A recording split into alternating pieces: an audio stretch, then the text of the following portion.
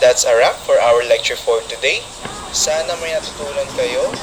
At nga pala class, ngayon ay buwan ng Marso at dinadaos natin ang Fire Prevention Month. Dapat alam nyo o alam natin kung ano-ano nga ba ang dapat nating gawin para makaiwas sa sunog, tulad ng pagpatay ng kandila o kalan pag hindi ito ginagamit. Iwasan na rin natin ang sobra-sobra nakasaksak sa outlet o extension cord. O kaya huwag mag-iwang nakabukas ng mga appliances sa bahay nyo tuwing aalis. Mabuti na maging handa tayo upang makaiwas tayo sa gantong sakuna.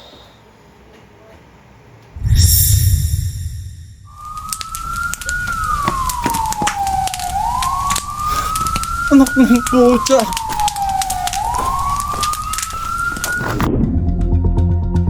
Ang sunog ay maaaring mangyari kahit anong petsa ng taon.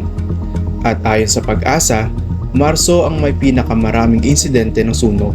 Kaya noong 1986, itinalaga ito bilang Fire Prevention Month. Ito ay isang hakbang upang ipakalat ang kaalaman tungkol sa karaniwang pinagmumulan ng apoy, paano ito may iwasan, at kung ano ang dapat gawin pag may sunog.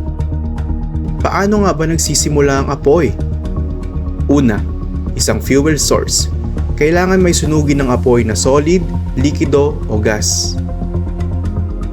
Pangalawa, sapat na supply ng oxygen o hangin upang mapanatili ang sunog. At ang huli, heat o ignition source, isang bagay upang simulan ang sunog. Kapag pinagsama ang tatlong elemento na ito, nagdudulot ito ng chemical na reaction na pinagsisimulan ng apoy. Maaari nating tawagin itong fire tetrahedron. Karaniwan, ang sunog ay naiiwasan. Ngunit ano ba ang kailangan nating gawin upang maiwasan ito? Narito ang 5 paraan o ang SUGPO, usog po para maiwasan ang sunog. S. Siguraduhing nakapatay ang kalan o tangke ng gasolina pagkatapos ito gamitin o hindi kaya ay pag-aalis ng bahay. U. Ugaliing tingnan ang mga posibleng pagmula ng sunog sa inyong bahay at kung maaari ay maglagay ng fire extinguisher sa ilang parte ng inyong bahay. G. Gumawa ng emergency plan at talakayin ito sa mga kasama sa bahay at ugaliing magsagawa ito 2 beses sa isang taon. Maghanda rin ng emergency bag o first aid kit na maaaring magamit sa oras o pagkatapos ng sunog.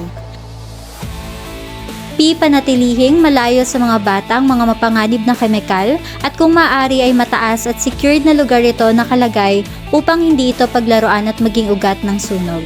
At O. Obserbahan ng mga saksakan ng inyong tahanan, iwasan ang paggamit ng octopus wiring at tanggalin ng mga appliances kung hindi ito kinakailangan. Kapag nasusunog ng bahay, umalis na agad sa loob. Kaya naman siguraduhin na meron kayong escape plan. Mag-set ng meeting place para alam ng kaibigan nyo at ng pamilya nyo kung saan kayo magkikita-kita na open space katulad ng basketball court, paaralan, simbahan at barangay hall. Tumawag kayo ng papatay! Susunog ang bahay niyo! Gawin ko!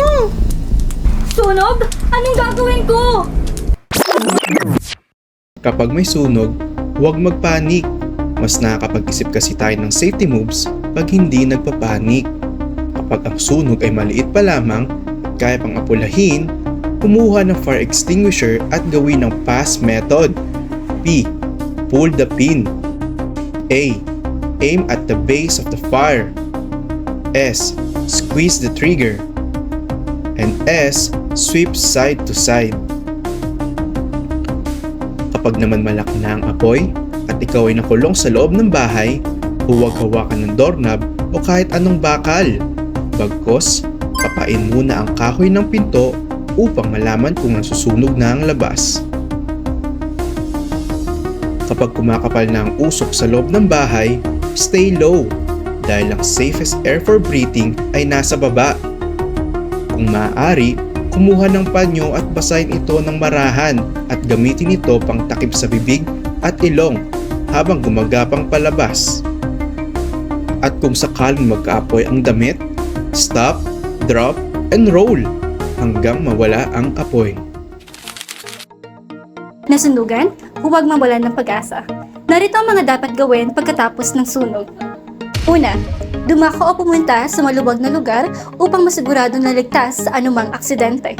Pangalawa, tumawag sa emergency hotline o humingi ng tulong sa otoridad para ipaalam ang insidente na nangyari upang makaresponde agad. Teka, yung gamit ko!